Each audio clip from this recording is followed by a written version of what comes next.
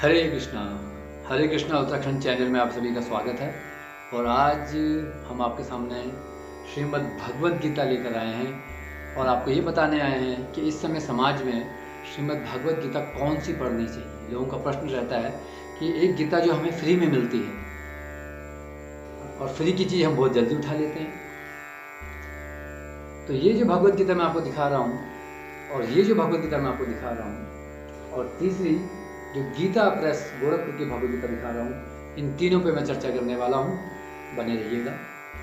तो सबसे पहले तो ये जो भगवद गीता गोरखपुर की है 18 अध्याय 700 श्लोक, भगवद गीता इस्कॉन की 18 अध्याय 700 श्लोक, दोनों में कोई अंतर नहीं है, केवल प्रमाणिकता का अंतर है कि ये जो इस्कॉन की भगवद गीता है इसमें भी 18 अध्याय 700 श्लोक, प्रत्येक श्लोक का शब्दार्थ अनुवाद सब कुछ है, किंतु साथ साथ में इसमें प्रमाणिकता दी गई है कि ये जो भगवद गीता है ये 18 अध्याय 700 श्लोक कृष्ण से ब्रह्मा, ब्रह्मा से नारद मुनि, नारद मुनि से वेद व्यास जी, मध्वाचार्य, पद्मनाभ, नरहरि, इसी प्रकार से चलते हुए श्री चैतन्य महाप्रभु और उसके बाद चैतन्य महाप्रभु से रूप गोस्वामी, सनातन गोस्वामी और अंत में ऐसी भक्तिवेदांत स्वामी प्रभुपाद, जिन्होंने पूरे विश्व में इस भगवद गीता को प्रचारित किया, इसकी शिक्षाओं को प्रचारित किया।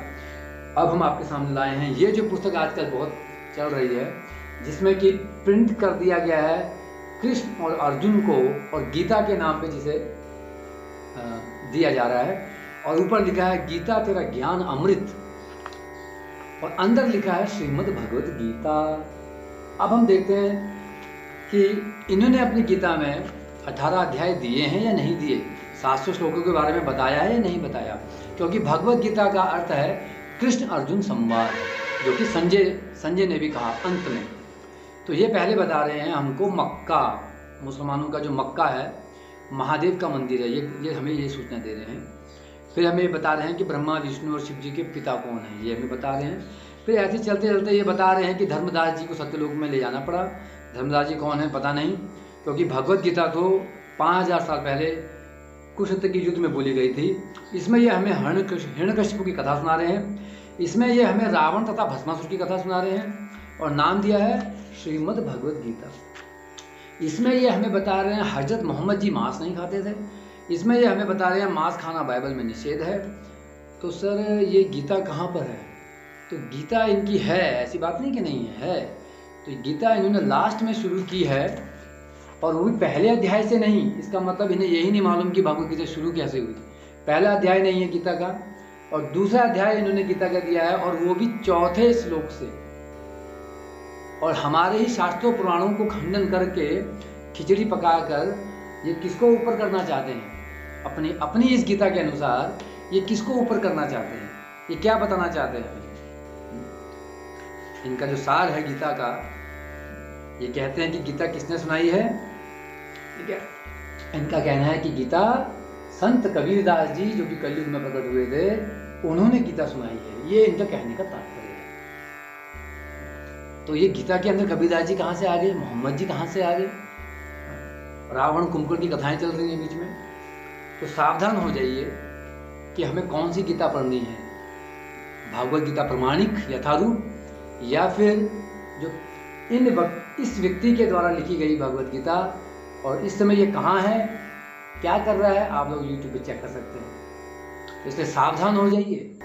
भगवत गीता हमें कौन सी भगवत गीता पढ़नी है? जो कि प्रमाणित यथारूप परंपरा में चली आ रही है भगवत गीता। और इनका कहना ये है कि भगवत गीता जो है काल ने कही है। ये कहते हैं भगवत गीता काल ने कही है। और गोरखपुर की भगवद गीता में बताया गया है, जो कि सटीक प्रमाणिक है, जो कि बता रहे हैं कि शुरू में ही उन्होंने कह दिया कि ये गीता सुगीता कर्तव्य किम अन्य शास्त्र विस्तरे, यह स्वयं पद्मनाभस्य मुखाद पद्मनाभ विनिस्ततः, यह स्वयं भगवान विष्णु के मुख से प्रकट हुई है भगवद गीता, कृष्ण के मुख से प्रकट हुई है भगवद गीता। और ये कह रहे हैं कि भगवद गीता, इनका कहना है कि भगवद गीता काल कह रहा है, मगर शास्त्र कहते हैं कि वेद व्यास जी ने अंत में लिखा है कि स्वयं विष्णु से मुख से प्रकट हुई है। और यही बात भगवद गीता को दिव्य चक्षुओं से संजय, जो कि बता रहे हैं धृतराष्ट्र को, वो भी अंत में यही बात कहते हैं 18वें अध्याय के 7 नंबर श्लोक में बता रहे हैं 76 नंबर और 77 नंबर कह रहे हैं केशव अर्जुन केशव अर्जुनयो राजन संस्मृत्य संवादम इमम अद्भुतम। देखिए 18.77 जब मैं कृष्ण तथा अर्जुन के मध्य हुई इस आश्चर्यजनक तथा पवित्र वार्ता का बारंबार स्मरण करता हूं तो प्रतिक्षण आह्लाद से गदगद हो उठता हूं। तो देखिए ये बता रहे हैं कि कृष्ण अर्जुन संवाद, मगर ये क्या कह रहे हैं, ये कह रहे हैं कि काल कह रहे हैं।